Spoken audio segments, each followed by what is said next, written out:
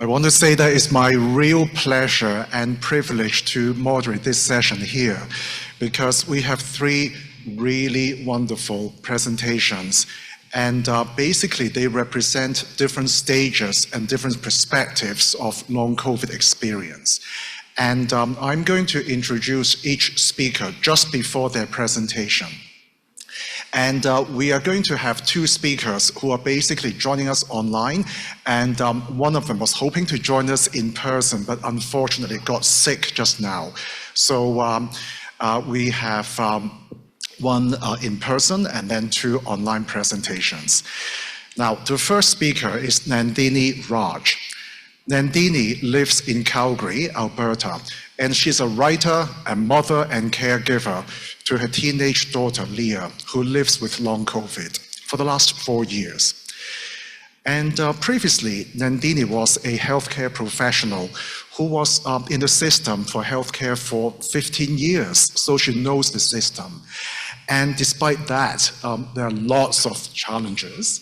And after Leah began her long COVID journey 4 years ago, Nandini basically switched her role as a writer into a writer and advocate for Canadian families living with long COVID. And she basically used her experiences now and also her dedication and time to support other families to self-advocate for themselves and to navigate the healthcare system and to receive the right support and care. Nandini sits on the board of long COVID families organizations such as the Canadian chapter of and patient partner on the Long COVID Web Patient Advisory Council, and also she supports the Canadian COVID Society. So thank you so much, Nandini, for your time. Thank you. Okay, and actually before we start, we're going to have the storyboard just to show you the journey that Nandini and Leah have gone through.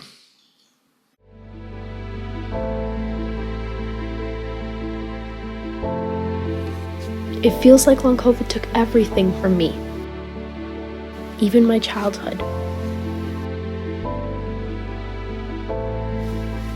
In the summer of 2021, everything felt so normal. I was just a kid having fun. That's when everything started to change. Every day was hard. The pain wouldn't stop.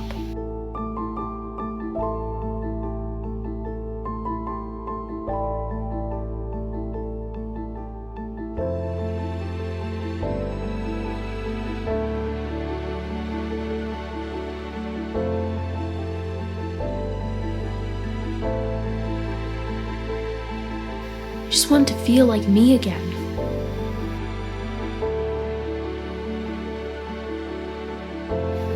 I felt alone. It's like everyone forgot about us. Many moved on with their lives.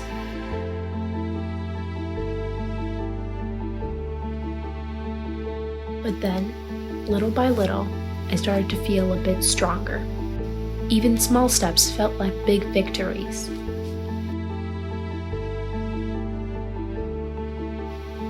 I learned to live with it. Mommy and I, we found our strength together.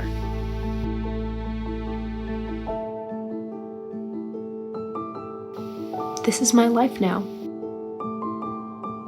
And that's okay. I'm learning to find the good and beautiful in every day. For kids like me, the fight isn't over. Please help support long COVID research and advocacy.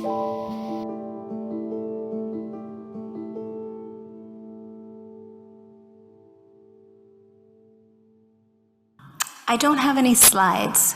I just have a speech that's going to come out of my heart as a mother. You just watched my daughter, Leah's journey with long COVID of almost 4 years, screened in just 3 minutes. Leah contracted the Delta variant of COVID-19 In the summer of 2021, at a basketball summer camp at age 10. She used to be a competitive basketball player, a figure skater, loved school, art, and her long play dates with friends. Her case was mild, and she was never hospitalized. By fall of 2021, she was mysteriously unwell. She started experiencing unpredictable pain in her body, to crushing fatigue, unable to tolerate standing and walking for more than a minute, unable to recall basic conversations, extreme sensitivity to noise and light, and ultimately the loss of control over her body that derailed her life completely. I watched my formerly healthy daughter stagger upon standing or crumple upon taking few steps. We searched and searched for help in Canada for our daughter. We sent to dozens of appointments across so many specialties, but we couldn't find any help. Over and over, Leah was disbelieved, and we were told that the standard tests all looked normal. Most doctors blamed her issues on anxiety and told us to practice better sleep hygiene, or they just didn't know what to do. In the summer of 2022, desperate for answers, her dad and I took her to Germany for a particular blood test that was unheard of in North America at the time. Microclot testing as a key biomarker in supporting a diagnosis for long COVID as being mentioned in research constantly. I suppose when your own country won't believe your child's illness, you have no choice but to visit countries that will. In Canada, the word biomarker seems to be frowned upon or disbelieved, which has been my experience each time I bring it up to the doctor. I still can't find a doctor who is willing to even discuss it with me. Similarly, when my daughter could no longer stand or walk due to dizziness, I asked our doctors for a simple tilt table test or a 10-minute stand test to check her autonomic nervous system response. The response I got was simply, "We don't have that testing here." And that answer was given to me as if it was a sufficient answer. I live in Calgary with a population of 1.3 million, and there is not one pediatric tilt table in the city that I know of. And that was the end of the discussion for my daughter. Meanwhile, my daughter was unable to stand unassisted for even just a minute. Her test in Germany showed she had microclots and heavy clumping of platelets.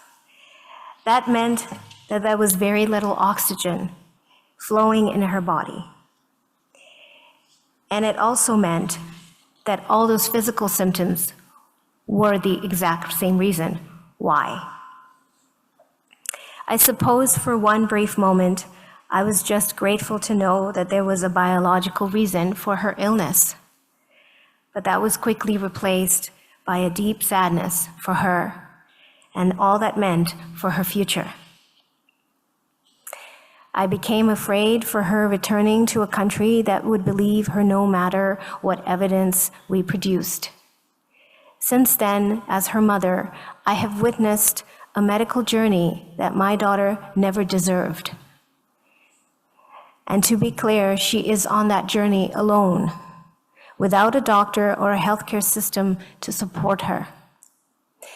Her past slowly disappeared with an overwhelming present full of questions of how her life is going to go forward.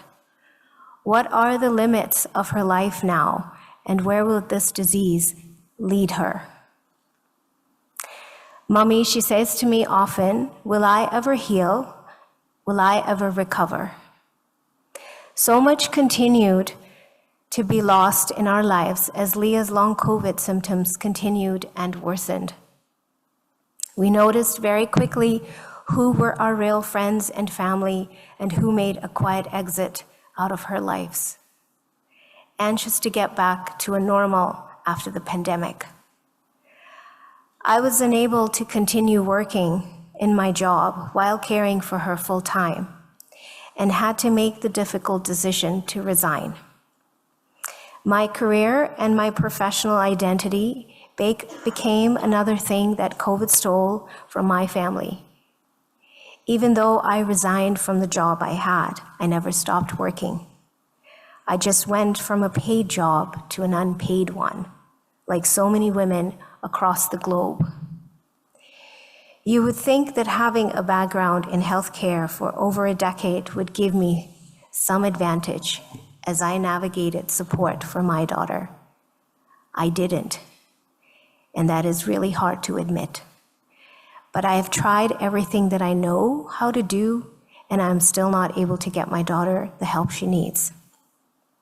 I cannot explain to you how that feels as a mother. My experience is that our healthcare system is overwhelmed, staff are burnt out, and providers don't have the bandwidth for this novel new disease called long COVID. Long gone are the days of healthcare focused on health, healing, and connection with the whole person. My family longs for that human touch, the compassionate care and empathy that we experienced from doctors and nurses 10 years ago. I suspect that many of you in this room today long for that also. Leah is not the only one fighting this invisible condition.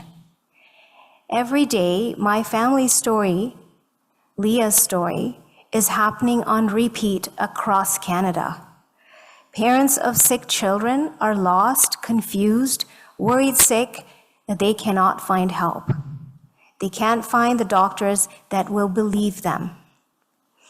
I can tell you that the amount of gaslighting, denial, invisibility, and bullying that our children living with long COVID experience with healthcare professionals and in schools is staggering. I know this from the hundreds of moms that I have talked to on Facebook groups and the various conferences that I have attended. We are talking to each other every day because for now, we are the only ones that will listen. By the end of this symposium, you will have heard about lived experiences from 3 teenagers at different life stages. They have been misunderstood, constantly doubted, and they have been misdiagnosed and accused of it all being in their heads. They have real challenges at school that hinders their learning. They have experienced social isolation and bullying. It is only through listening to the lived reality of these kids living with long COVID, like Ethan, Leah, and Alex, and so many more, that we can start to put the medical resources together to get them the help they deserve. I'm ashamed to say that in Canada, 4 years after the pandemic, we still don't even have any numbers to say just how many children are affected by long COVID. I'm also ashamed to say that 4 years later, Leah still has to explain and relive and describe her symptoms in excruciating detail at each medical appointment as if the doctor has never heard of it before. The mere fact that she has to constantly explain it is exhausting. Just like adults, our children's bodies endure a wide range of symptoms and challenges with long COVID. They are rooted in biological changes caused by the virus and are not the result of anxiety, depression, and other mental health conditions that our children continue to be accused of in the medical community. It is not a psychological condition, and it is definitely not somatic. While our children's mental well-being may be challenged by this illness similar to other children with chronic illnesses, it is not the root cause of the illness itself. A long COVID mom recently told me that her daughter's pediatrician told her that he learned in medical school that if you're unable to find a physical explanation of an illness through available testing, you have no choice but to conclude that it must have psychological origins.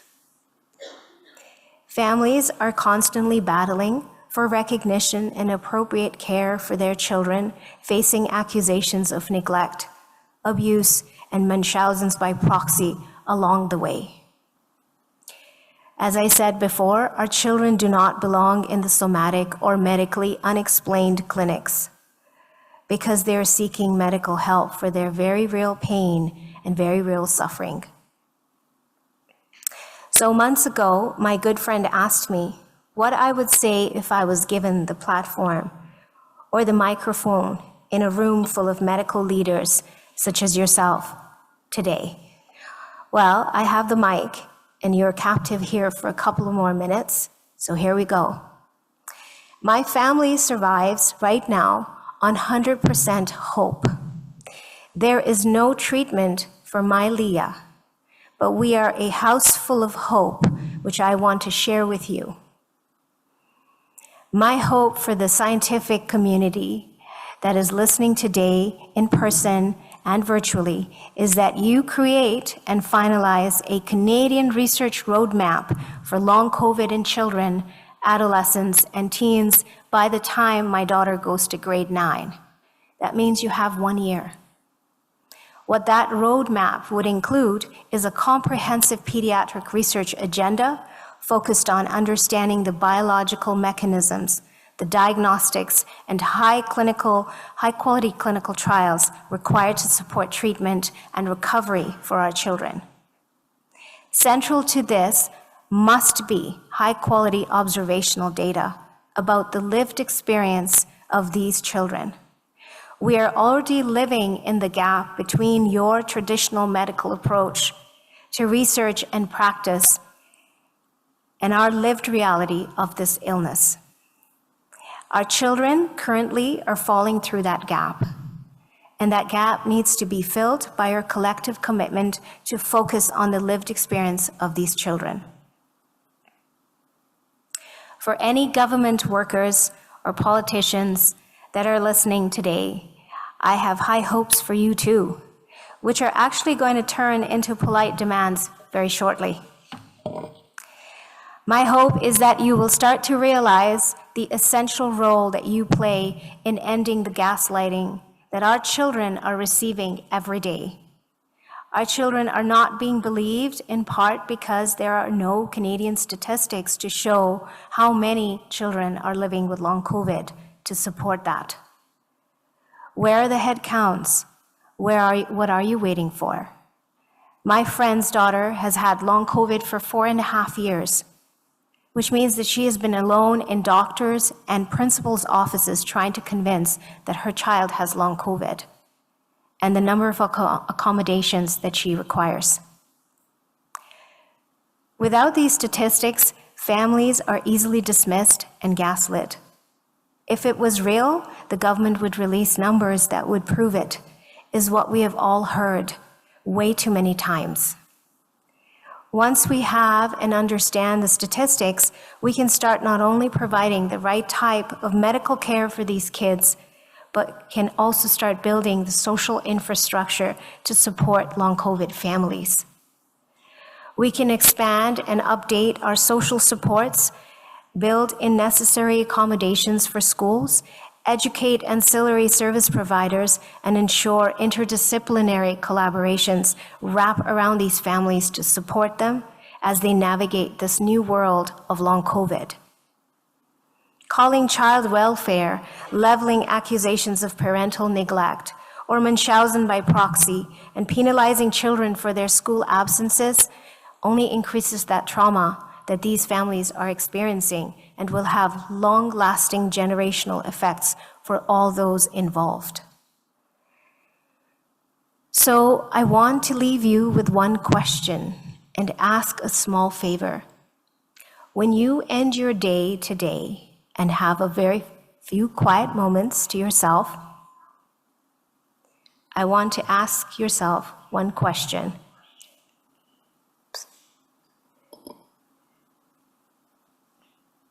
What if,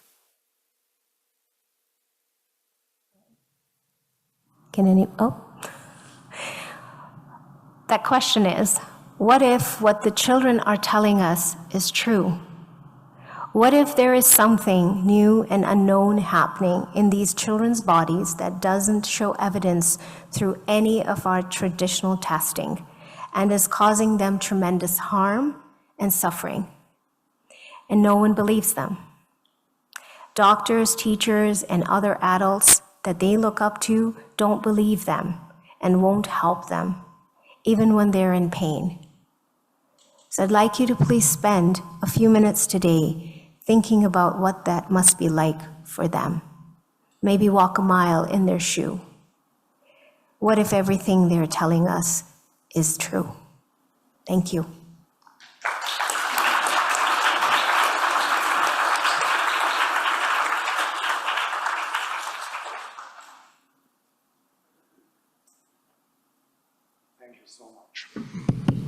Thanks so much, Nindidi, and also Leah, for sharing your story. Really appreciate it. And before we go on to the next speaker, I just want to say that please hold your questions and comments until the end, and we'll have some time to collectively answer those at that time. Okay, so now let's move on to our next speaker. The second speaker is Alex McMillan. Alex is a 16-year-old from Ontario.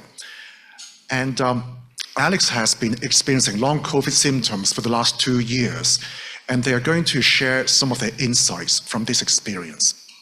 Thank you, Alex. Hello, everyone. If there's one lesson long COVID has taught me, it's the need to be flexible. The plan was for me to see you in person, but despite masking, I've tested positive for COVID a 4th time, and none of us want me to be patient zero in a super spreader event. So let's get started.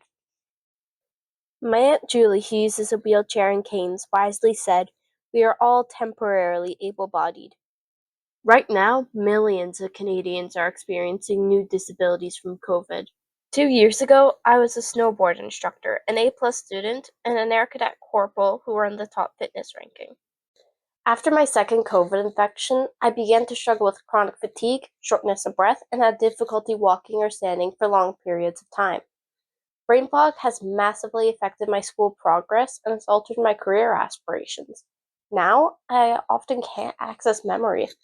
Intermittent POTS, phantom sensations, vertigo, insomnia, heart arrhythmias, head and body pain, muscle twitches and tremors, poor coordination have all joined my life.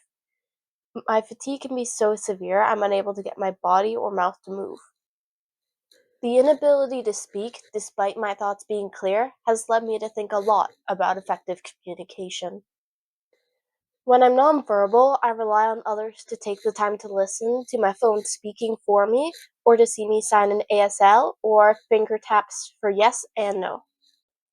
Since I've started using mobility aids, strangers often assume I'm cognitively impaired and listen less. It takes more time now to earn basic respect. Today, I want to show how better listening can transform long COVID care. A strong support system is essential for recovery from any illness or major change. Long COVID is hard, and having to fight for healthcare, rights, and accessibility makes healing even harder. It took almost a year of asking many doctors and a mental health crisis before I finally made it to a physician who had the skills to do an assessment for long COVID. With such long delays, I urge community members to take the time to text, schedule a call, or check in on those with chronic illnesses to show we haven't been forgotten. Please resist the urge to give unsolicited advice, as we've already navigated extensive treatment information. One of the worst attempts at advice given after a year of using a wheelchair, when I had a medical team of more than 20 people, was when an old family friend asked, "Have you ever thought about visiting a doctor?" I've been told 1,000 times to keep a positive mindset, or to just have more faith that I'll get better. The reality is, the best minds in the world also have Facebook and are still hunting for solutions. Back to what you can do. Parents, your kids may need your help to creatively maintain social connections in ways that conserve energy. It can be exhausting. Options might include sitting outside with a friend for snacks, Parasport possibilities like sit skiing or sledge hockey, where someone can push if needed, but you still get to do things, online gaming with friends, or connecting on reputable, age appropriate live chat servers with mods. Parents, please enable and teach your kids to advocate for variable needs. This may mean they need to go home early from events. Flexibility is key. Please believe your child or teen when they tell you something's not right in their body/brain or is different than before. Listen to both their words and body language. If you see your child struggling, work towards collaborative problem solving through active listening. Ask questions, empathize with feelings, offer guesses as if they struggle, and reflect back what you've heard to ensure it's correct. Give your child the first chance at solving the challenge and watch for win-win solutions. Offering limited choices can be helpful when brains struggle to process/remember. Discuss important conversations over text or video record to enable us to review later. Phone alarms and a shared digital schedule are essential, especially for school success. Many modifications have been made to my education, some that I had a hand in designing, which were very helpful and saved me from failing courses, while others imposed on me just made my learning journey significantly harder. I started grade 9 strong, earning a 99% in one course, but after my second COVID infection in December 22, I was plagued by growing fatigue, shortness of breath, and new heart issues. In January, my brain muscle connection started misfiring, causing me to fall on the ski hill, so I had to resign my job as a snowboard instructor. Too exhausted to walk up 3 flights of stairs at school, I received an elevator key. In February, I missed most of my classes due to exhaustion, even with elevator support. It was my idea to see if a loaner wheelchair from the Lions Club Mobility Aid Closet could help me get back to school, and it did. My wheelchair and forearm crutches are game changers. They aren't sad. Long COVID is. They empower me to conserve energy and live more fully. Despite studying mostly from bed for 6 weeks and maintaining a 96 average, I was shocked when admin told me I'd been de-enrolled for poor attendance. An alternate SAL program, 1 hour per week with a teacher, seemed to have a silver lining of allowing me to advance at a rapid pace to conserve energy. But admin had quietly assumed I couldn't complete my 4 credits because the SAL teacher they assigned didn't have the credentials to evaluate 2 courses. My mental health was suffering from worsening physical symptoms and not being able to access care from Muskoka. When I arrived at the sick kids ER, the doctor was dismissive, then openly admitted she didn't know anything about long COVID. Despite providing the correct name of the specialist we discovered in a media article, this ER doc incorrectly told us there was no long COVID help at sick kids. Desperate for help, I spent a night up in psych where they wouldn't keep me admitted, saying, "You have extremely well developed coping skills and a very realistic outlook on your uncertain medical future. Most adults would struggle to deal with what you're facing. We strongly feel that your medical issues are physical and not psychiatric, so we're going to send you back for further testing." And I was discharged. In my first SAL class in March, I challenged the advanced math exam. I scored an 87, earning the credit. After I excelled in English, the hour I was entitled to became shared with an illiterate expelled student who took virtually all of our teacher's energy. During this stressful time and the 18 months since, I've built a strong relationship with a trusted counselor through Muskoka Family Connections, thanks to a referral from my high school mental health counselor. My therapist truly listened and validated my feelings and was shocked by the injustices I faced. She helped guide me while affirming my existing strategies. Along with another fantastic counselor, she has communicated with my doctors and coordinated with my school and other services to ensure I receive real support. By May, I had completed my math and English credits. Then admin shocked me by revealing I couldn't do my last 2 courses. Admin refused to consider our alternative project proposals despite my mainstream teacher eagerly agreeing to supervise. When my mom argued that my high average at the enrollment would have likely meant passing, admin claimed all my course data was deleted and, sorry, I couldn't get the credits. We know schools are facing an epidemic of absenteeism after pandemic shutdowns, often viewed as a teenage attitude problem. But we have data to show long COVID is a valid condition. Educators need to be trained to recognize that new disabilities post-viral infection are real. By this point, despite months of seeking help, I still hadn't been evaluated for long COVID. I couldn't do camp as usual, but my parents invited me to redirect those funds to create my dream vacation and focused on what I could do instead. My narrow wheelchair, equipped with mountain bike tires and advanced planning for accessibility, meant that my mom, grandma, and I were able to enjoy a 2 week road trip through Quebec that was full of adventure, laughter, and ton of flexibility to rest as needed. In August 2023, I finally saw the long COVID team at Sick Kids for the first time, a referral made by the Sick Kids psychiatry team back in March. They said, while we're not willing to rule out long COVID, your worsening symptoms 8 months after infection aren't typical for children, and we have limited treatment options right now. We'd like to refer you to the medically unexplained clinic. Sometimes those therapies can be helpful, even if we don't fully understand why. Side note, my mom, who started showing long COVID symptoms 2 years earlier than me, also experienced a significant worsening of symptoms 8 months post-infection. I began hybrid learning, again having to fight admin to take just one in-person course per semester, and 2 to 3 online. Thank you, Sick Kids doctors, for arguing that I need the social connection of in-person school, but can't do full-time. With this hybrid system, I can learn from bed, couch, or deck whenever I have the capacity, regardless of standard school hours. I'd planned to continue riding the town bus to school, but when I arrived with my wheelchair, the driver told me I couldn't ride anymore, despite the bus alcove off the road and my brother there to help. The company said I couldn't ride daily because they weren't set up for it. I'd be limited to occasional rides booked 24 hours in advance, making me late. Like many with chronic illnesses, I can't predict my abilities that far in advance and lack the energy to fight these injustices. As a result, my mom had to stop taking teaching shifts in order to drive me. Our family dog hesitated to fill out the school board's accessible busing paperwork due to the lack of an official diagnosis. After 6 months of begging her to write just uses a wheelchair, she reluctantly agreed, expecting rejection. Thankfully, my school board approved it. A year later, with my family doctor retired and no one taking on new patients, I had to again argue at the medically unexplained clinic for renewal paperwork for my accessible parking pass and school bus. Because this clinic treats FND or somaticization, I was told, we don't want you to become reliant upon a wheelchair and don't think you need this bus.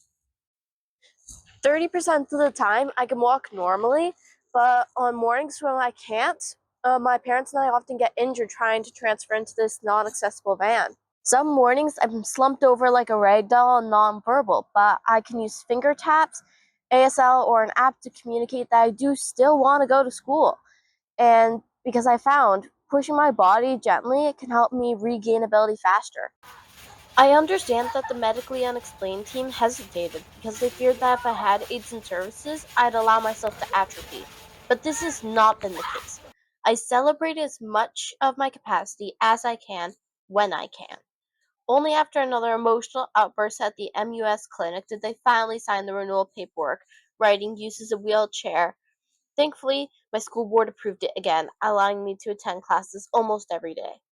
I began having struggles with executive functioning, memory, and language processing, but brain fog meant I wasn't fully aware of it.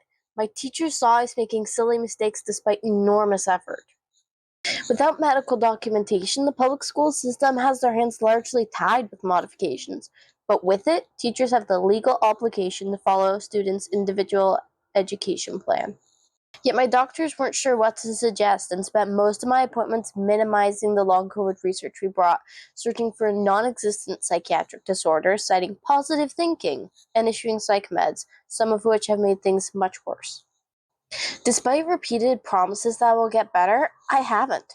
The clinic failed to listen to the nuances of my case. For instance, during my third COVID infection, my resting heart rate hit 207 beats per minute in the hospital. Following IV fluids and 3 doses of Paxlovid, to our shock and delight, I woke up fully able-bodied again, free of brain fog, POTS, and no weird muscle twitches or sensations. After 5 days of restored health, we dare hope I might be in remission. But once the Paxlovid wore off, my symptoms returned, and I was bedridden for most of the next month. Antivirals can't cure FND. Yet the MUS clinic has quickly shifted back to emphasizing positive thinking.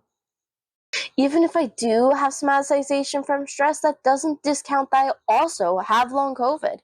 In danger of failing courses now, my mom and I coordinated with the special education departments at both my in-person and virtual schools to create a list of 3 helpful accommodations to bring to my medical team, which they signed. enabling IEP updating just days before spring exams.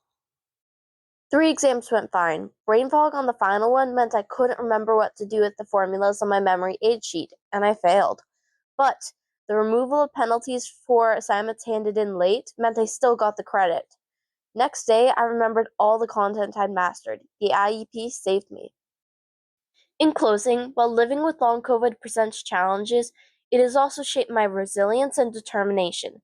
Each day is a step forward, and with the right supports, like my 4-credit summer culinary co-op that offered flexible shifts and on-site accommodations for whenever I needed a rest, we can create an environment where individuals like me can thrive. We need you, our community, to listen, to advocate, and to collaborate with us on this journey. Together with interdisciplinary communication, we can break down barriers, foster inclusion, and ensure that no one feels alone in their struggles. Thank you. Your listening is appreciated. Thank you so much, Alex, for sharing your story in such an upbeat manner. Really appreciate that. And now we have a third speaker for this session, and that's Dr. Angela Grace. Dr. Grace is a PhD registered psychologist with lived experience with long COVID. And she has since become a long COVID and long COVID kids specialist and advocate. Thanks so much, Dr. Grace. Hi, I hope you can see me. I'm just going to get started here.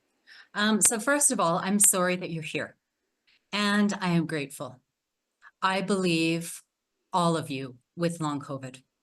We are going to be the change when the world is ready for us. I first contracted the Omicron variant of COVID in February 2022 from a healthcare worker who refused to wear a mask in my office and texted me the next day, "Oops, I tested positive for COVID." Within 3 days, I was unable to breathe, thought I was dying, and ended up in the ER. I was told to take 1,000 milligrams of Tylenol and 600 milligrams of Advil every 7-8 hours to manage my symptoms, and I lived on that for the next year. For the next 9 days, my husband helped me move from the bed to the couch because I could not function. For the next several months, I endured what I call a deep brain headache that would not resolve, severe fatigue, loss of appetite, and confusion. I was confused, had no memory, couldn't remember when I ate, couldn't remember to drink.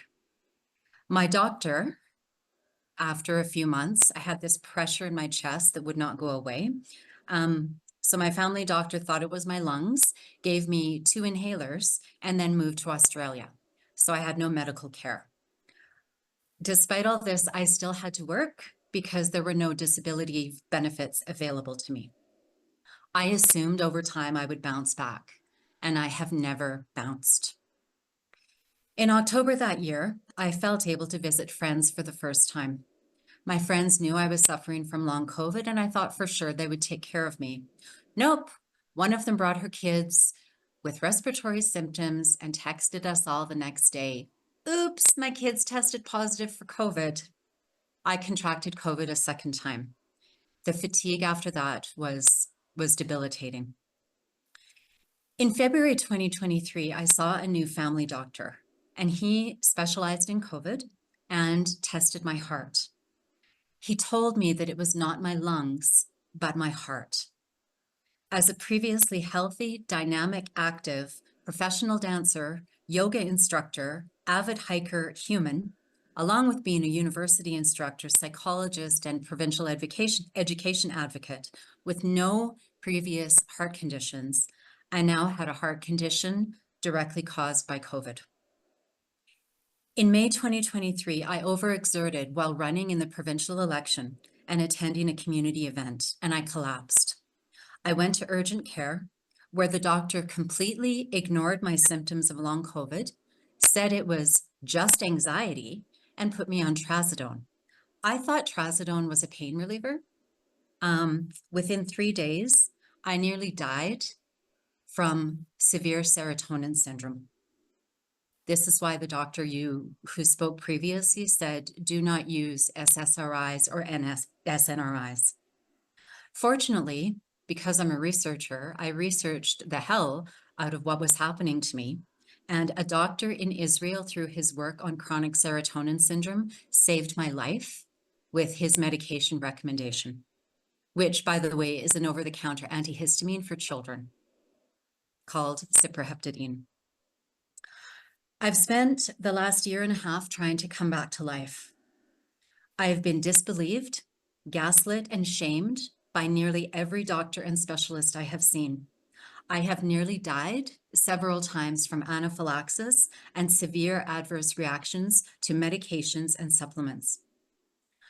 Over the past 2 years, I have developed severe dysautonomia, and since the medication error of trazodone, I've developed severe mast cell activation syndrome, chronic spontaneous urticaria, and new onset insulin resistance. My body has been completely hijacked by COVID-19 virus and a traumatic medication error. My survival has become a well-researched science experiment.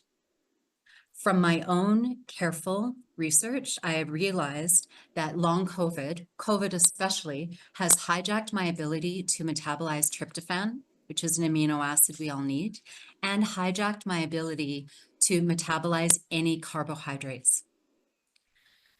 So because of my careful research, I researched the novel work of Dr. Zofia Clemens, a doctor out of a specialist out of Budapest who specializes in nutrition. And I now live, from working with her in her clinic, I now live on a very strict and well-researched and measured Paleolithic ketogenic diet. I eat bison, organ meats, tallow, bone marrow, and egg yolks. I require 18 grams of salt, of good sea salt every day to manage my low blood pressure and my heart condition. I react to tap water, so I need to carefully filter my own water. My final hell is going through the hell of withdrawing from a benzodiazepine, a medication I never should have been prescribed and is one of the most difficult to withdraw from. Because I document everything, my very strict diet has relieved the majority of my symptoms, and I am regaining my health and well-being and cognitive capacity. I have lost my formerly healthy body, my family, except for my husband, my friends, the career I once had, and I have suffered in every area in my life, physically, mentally, emotionally, spiritually, relationally, and financially. I have lost faith in society, medical professionals, and those in positions of power to truly care for those of us suffering from long COVID. My life is no longer a semblance of what it used to be. Hi, Brenda, you said these words to me last week. There were before times, and those are over for me. And now there is only looking forward in what is to come. I am alive because of my stubbornness, my fury, and my hope. It is only through my own stubborn will, education, training, obsessive research into COVID-19 and long COVID, and drive to regain my well-being that I'm here. I have become my own researcher, treatment specialist, dietitian, and advocate. I'm now a long COVID and long COVID kids psychologist and advocate, and I have many professionally and research-filled professional development sessions ready to go for survivors of long COVID and healthcare professionals when they are ready to take me seriously. I shouldn't have had to bring my own long COVID research to my medical appointments and have the research dismissed, nor should I have been told this is psychological. I'm a PhD psychologist. I know what I'm doing. So looking to the research and looking to the future, there are massive gaps between long COVID and ME/CFS patient care, healthcare provider treatment, emerging research, preventive healthcare, public health information, and policy. To think about long COVID, we need to think about an iceberg. We only see the tip of the iceberg where 10% of the iceberg is above the water, while 90% is under the water. The 10% are those in positions of power, while 90% of us with long COVID are drowning. We need to flip the iceberg. Survivors of COVID and sufferers of long COVID, especially long COVID kids, need to be placed above the surface. We are the ones that need to be seen. Our bodies and our lives hold the answers for treatment, care, and societal change. There are over 600,000 forgotten ME/CFS and post-viral long haulers prior to long COVID that also hold the key to treatment, care, and societal change. We stand to learn so much by collaborating with earlier research and facing the injustices. So first and foremost is education. Our healthcare workers in every area require education regarding the multi-systemic devastation of COVID and long COVID on children and adults.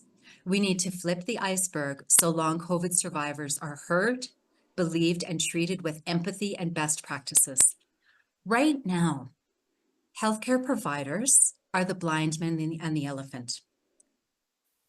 They are only looking at it from their original training and specialization instead of facing the reality and lived experience of what we are telling you.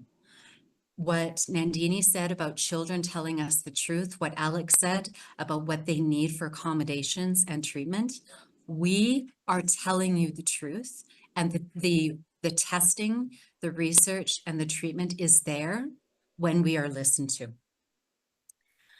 Long COVID requires a systemic approach to testing, diagnostics, and treatment. If there is testing in Europe that is not being used here, we need to expand beyond what we already know.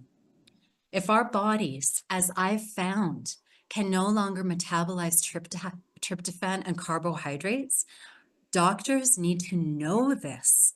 So we're no longer managed by surface level medications being thrown at symptoms that are causing harm. As a psychologist, I can no longer sit back in my profession and allow other mental health providers to say, it's all in your head. Wearing a mask must be OCD, and provide useless and unproven CBT and mindfulness approaches that do not work in the face of a biological driven virus hijack of the brain. It is equivalent to traumatic brain injury. It is not psychological. Second, we need policymakers to step up to the damn plate and provide public health information free of government interference and create preventive healthcare policies that make sense. We need to prevent further damage to children, to our future, by not having preventive healthcare policies and information. It is a no-brainer that the public needs to be informed and well-informed about the serious risks of a COVID-19 infection leading to long COVID. It is a no-brainer that all healthcare settings, seniors facilities, schools, and public indoor settings need clean air, ventilation, and N95 or respirator masking requirements. If there's no provincial requirements, do it yourself. Protect yourself. My office is a COVID-19 safe place with masks required, windows open, and the best air filters I could buy. It is a no-brainer that treatment and disability funding for long COVID survivors is required.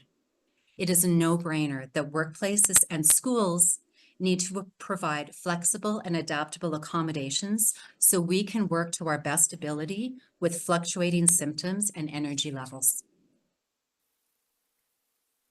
This is a call to action for all those in positions of power to humble themselves to the truth that we are required in every level of society to prevent COVID-19 and place treatment of long COVID and long COVID kids as urgent priorities. We cannot wait. I know research is critical. The research is there for what we need. We need to bring it all together for education and professional development for our healthcare providers, for our educators, and for long COVID survivors. We can't wait 2 years for more studies. The research is there and it will continue to be there. We need to use what we have now to prevent harm. Can we also point out the irony of having this critical long COVID symposium in Alberta at the same time the Alberta government refuses to say the word COVID, does not take vaccines or vaccine choice seriously, has removed funding and therefore closed the long COVID clinics that we desperately need. So to all long COVID survivors and long COVID parents and kids, I am sorry this has happened to you. Please mask up, keep yourself safe, keep advocating when you have the energy, and don't give up. We are part of something incredibly important for the future of humanity. Our hope is in prevention and education for everybody. Thank you so much for being here, and thank you for taking the time to listen.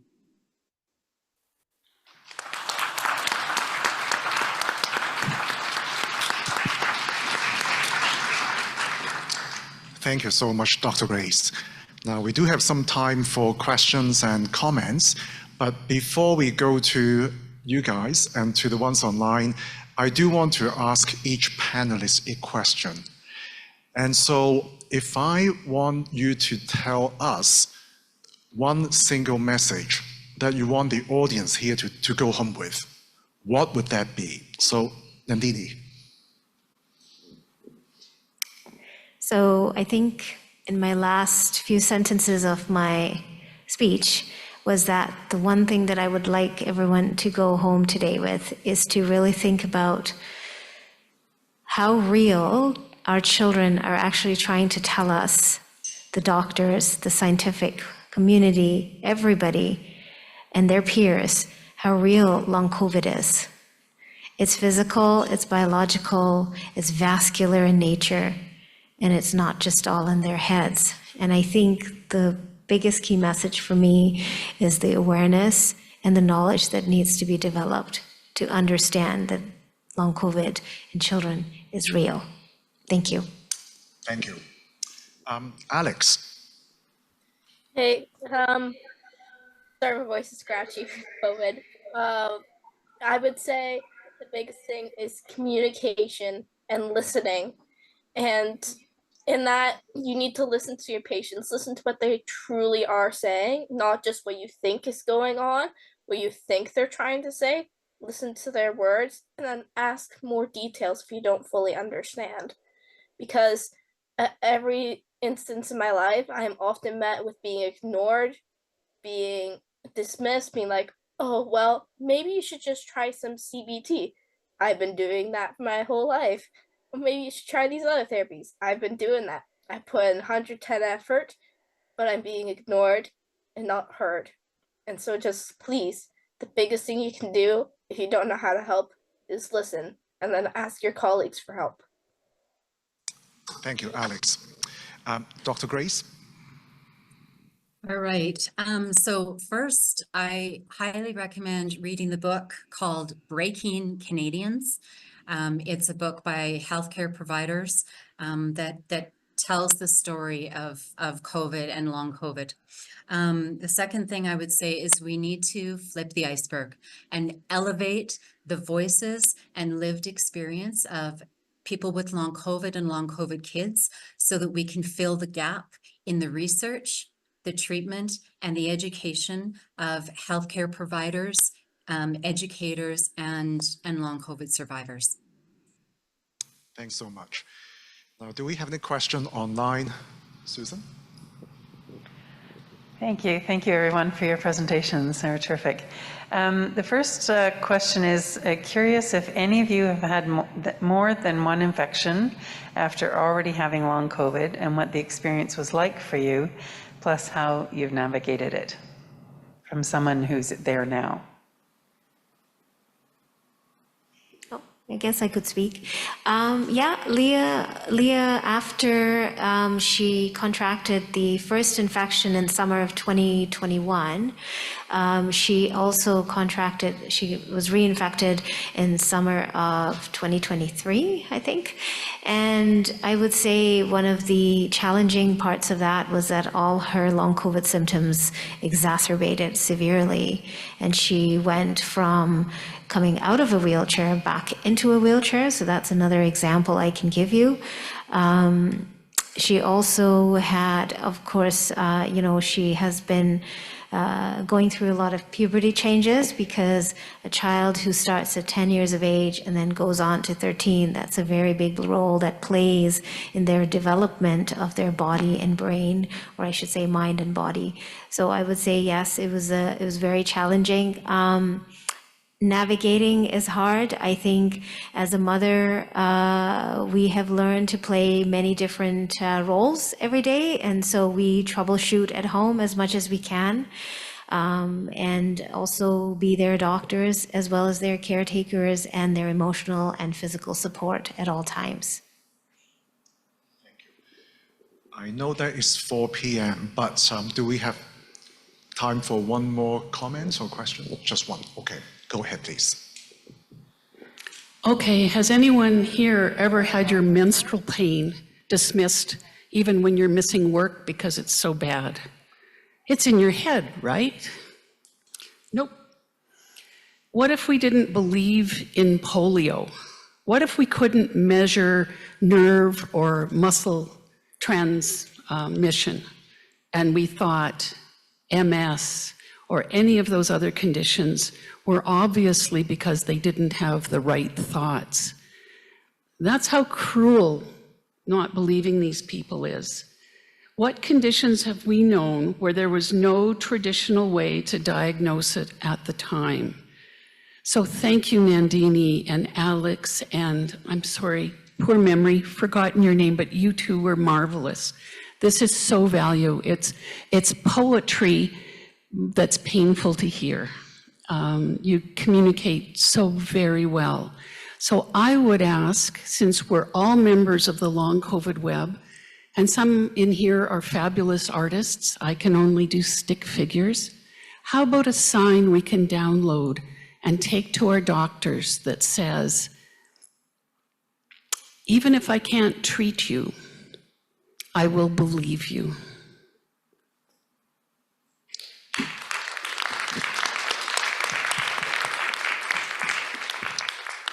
Thank you so much. I want to thank Nandini, Alex, and also Dr. Grace again for sharing such personal stories. I know it's really difficult, but we really appreciate it. Thank you so much.